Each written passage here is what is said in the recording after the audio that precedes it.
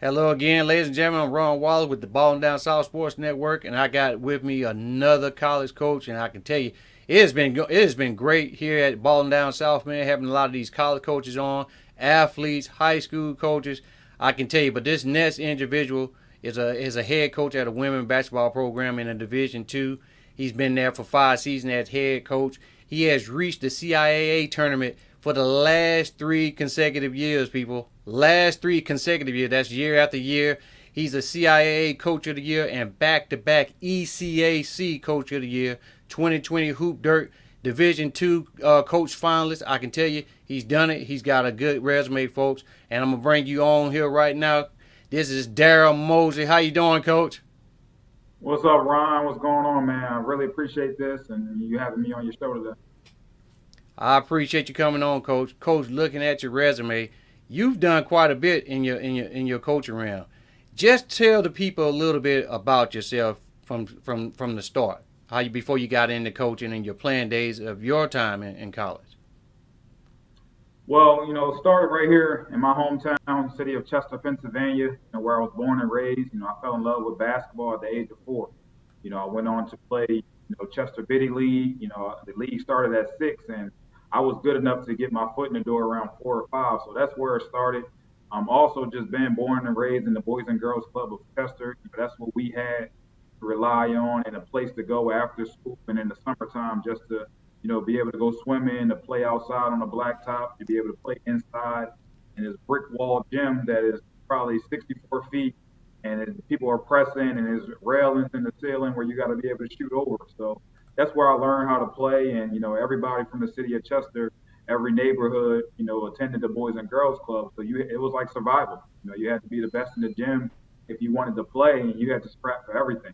So that was my early childhood. Went on to play, AAU and of course nationally ranked Chester High. We were number 9 in the country in high school.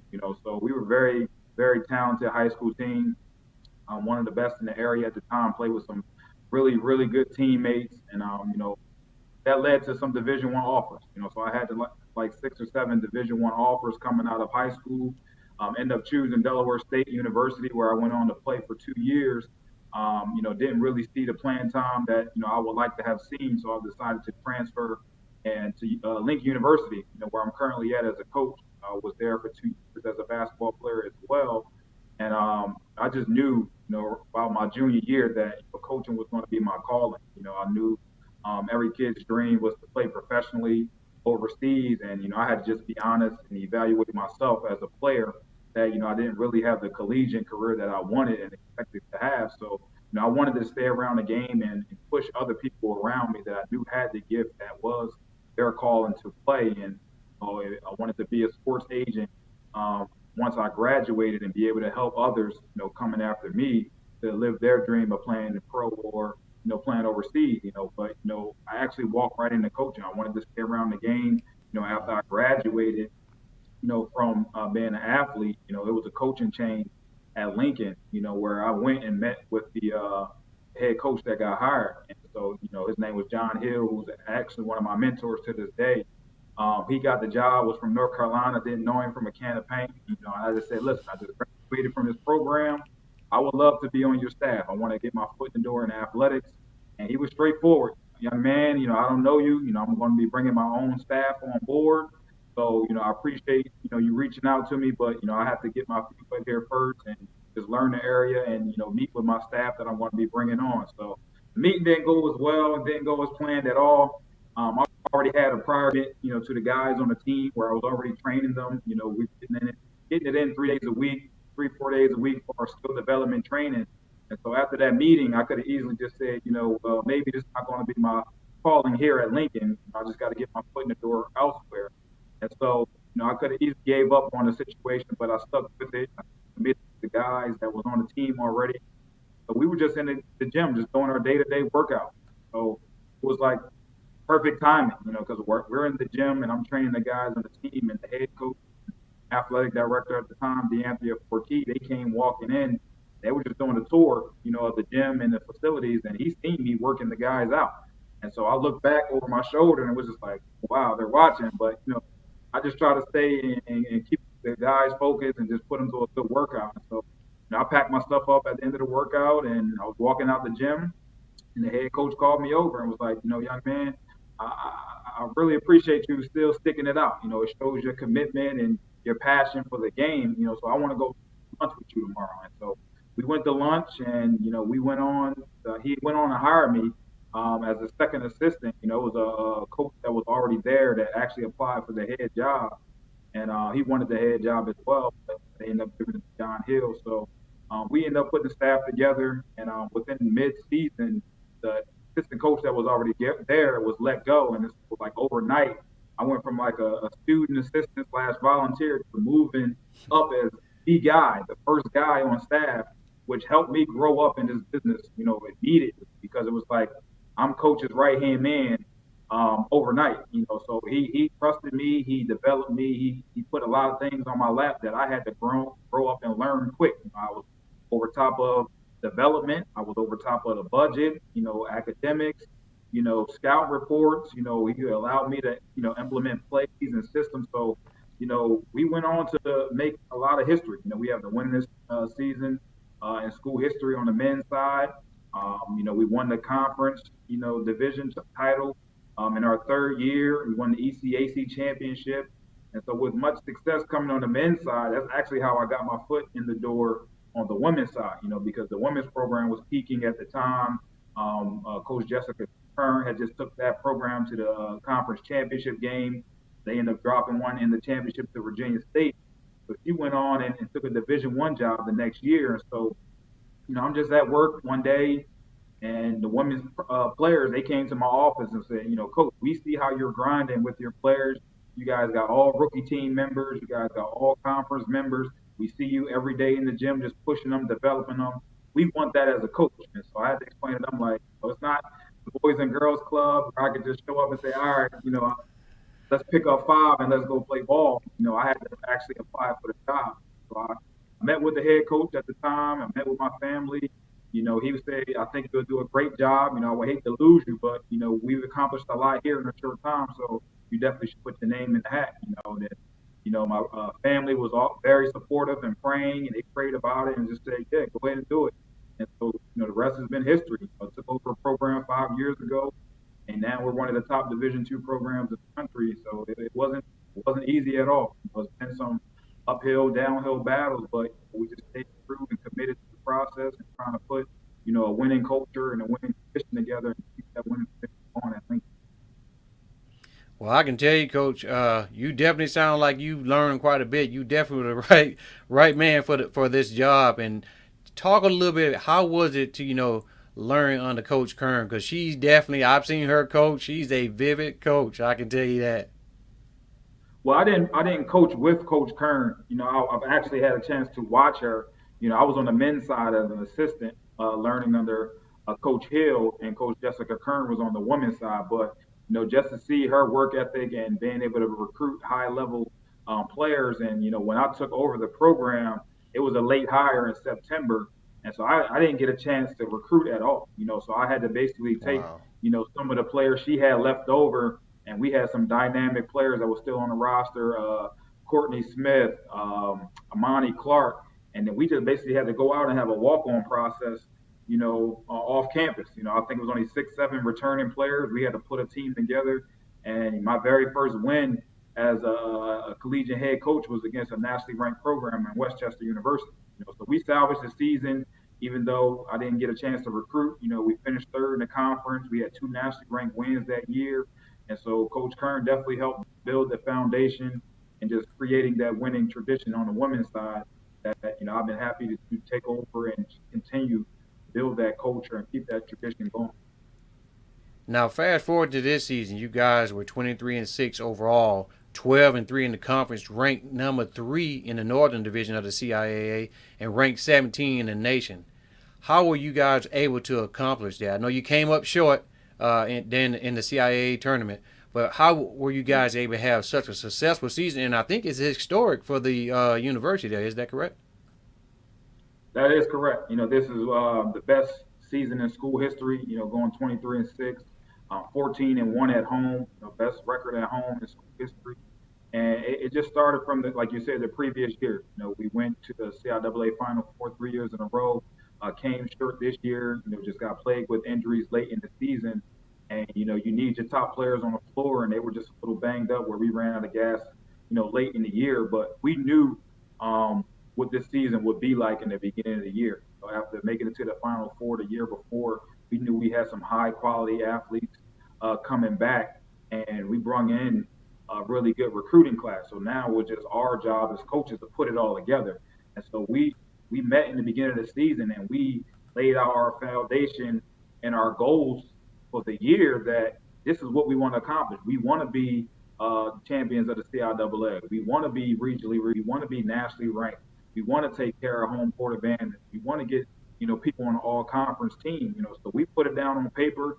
We went around the room and analyzed what everybody else's goals was, and we all had common goals, and that was to win it all. So for us to still come up short, but to accomplish, a lot of success we had this season, it doesn't go unnoticed. We got a lot of love and support, from alumni. I definitely wanted to send this senior class out with the bang of winning that, championship. This probably was one of the best teams I've ever coached, and definitely had a lot of talent to, put together. So I'm definitely was proud of the group this year and staff to be able to come together and accomplish what we did. Now, Coach, I know you had several seniors on your roster this past season. Have any of those guys went on to possibly go play overseas or anything of that nature? So we have one Kwanza Mary who was CIAA Player of the Year, best player I ever coached, hands down. Great attitude, great character, extremely hard worker. First in every sprint, first in every drill, lives in the gym. So all the success she had coming to her, she earned. So I was a little upset about the COVID situation happening, but it's real life situations everybody is dealing with. But she was invited to the the Final Four combine. Her coming from a Wow. Division II, she was going to be playing against some high profile mid major BCS student athletes. So I was excited for her. She was getting prepared for it. She was training, working out every day, and then it got canceled. So right now we're in the process of just trying to land her an agency that will be able to push her. But she is the first player that I feel like in my time of coaching on the women's side, it can definitely play at the next level. Led the conference in scoring. Went off of 41 points one game, 8 for 10 from three, and Wow. the next night went off of 35. So she could have easily been somebody that averaged 25 points a game, but we was able to bring in other components that can help us score, help us rebound, help us run the floor. So she didn't have to wear a lot of that pressure on her shoulders each night. She just shot the ball efficient, every night. When you look at numbers, I'm a coach of numbers. I'm bringing in that stat sheet into practice, and when you going 8 for 10 and 11 for 19 on a game, and others aren't shooting so great, you see why. She's getting majority of the shots, and you see why her productivity level is great because she's living in the gym. She come in early a half an hour, she's staying an hour after. She's coming in early in the morning with assistant coaches getting that work in, and so she put the work in. Everything Sports Illustrated this year, All American, ECAC Player of the Year, CIAA Player of the Year. The only thing she was missing is us to be able to cut down the nets and win that tournament championship. So she definitely deserved it. I wish as a coach I was able to give that to her, but she's definitely going to go on and make a career for herself, playing professionally, and she wants to be an actress. She's a comedian. She has many hats. So she makes a lot of YouTube videos and Instagram videos where she gets with her teammates and acts out scenes and put on wigs and just costumes. So she's a character, and I wish her the best. And I'm going to be pushing for her to live out her dreams of what she wants to accomplish. Wow, that's good. So, anything you guys got going on new during this pandemic? Staying in communication with the guys, the ladies that you have coming back on your roster, and some of your new recruits that you've already signed.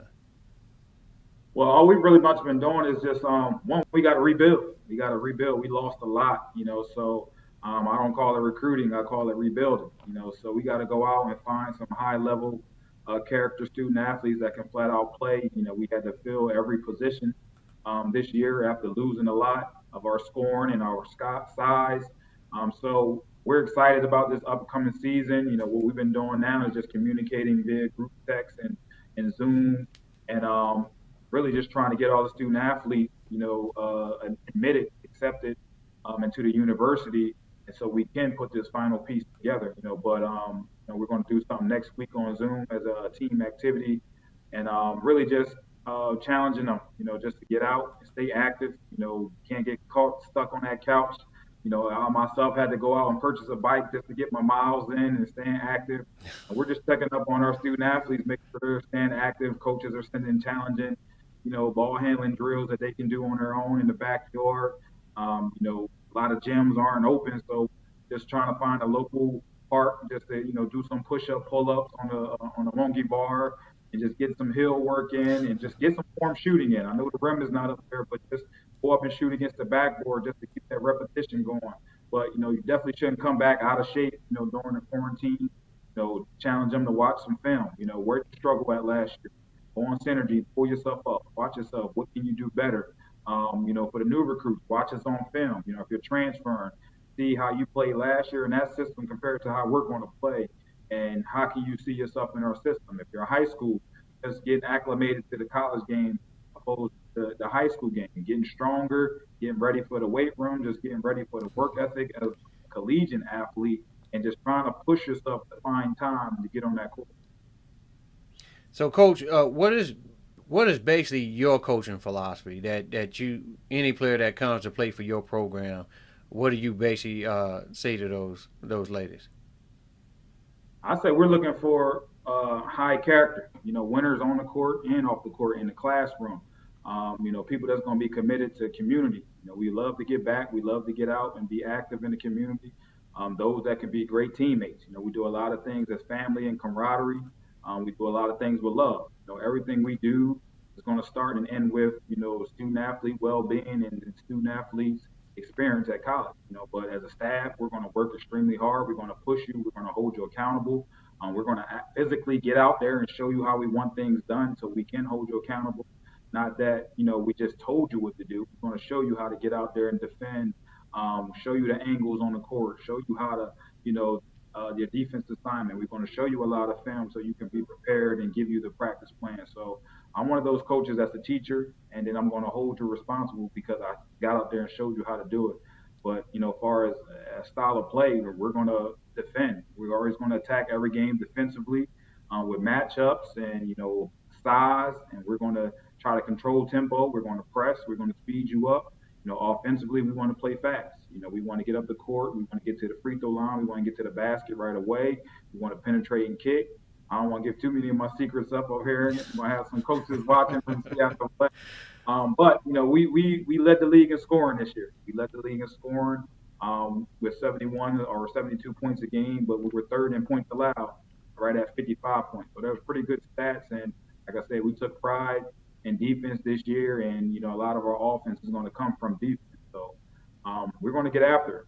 But it starts with bringing in the right pieces. A lot of coaches want to play a certain way, and that's how I was for my first couple of years. I wanted to play up tempo. I wanted to play fast. I wanted to play athletic, but we didn't have those pieces on the team. So you can play like that all you want, but if you don't have the right talent and the right fit for your system that you want to play, then you're going to struggle. So my first few years, I had to play a little bit more slow and methodical, and get the ball inside until we start getting the pieces that we actually wanted, more athletic, more mobile. Now we can speed things up and play more of a 4-out 1-in style of play that is fun. It's fun, energetic. It's going to be entertaining to the crowd, and student athletes love to play in it. And two more little questions, Coach, before I let you go. Mm-hmm. One, how speak to the young kids about that? Just say, yeah, they got to go play D1, D1, D1. There's nothing wrong with going to a Division II school. And secondly, social media with these young kids, good and bad. Well, I mean, who doesn't want to play Division One? I'm gonna be honest. I'm a product of going Division 1, transferring to Division 2. That's what they see on. If I got a chance to play on ESPN against Dawn Staley at South Carolina, who's not going to want to do that?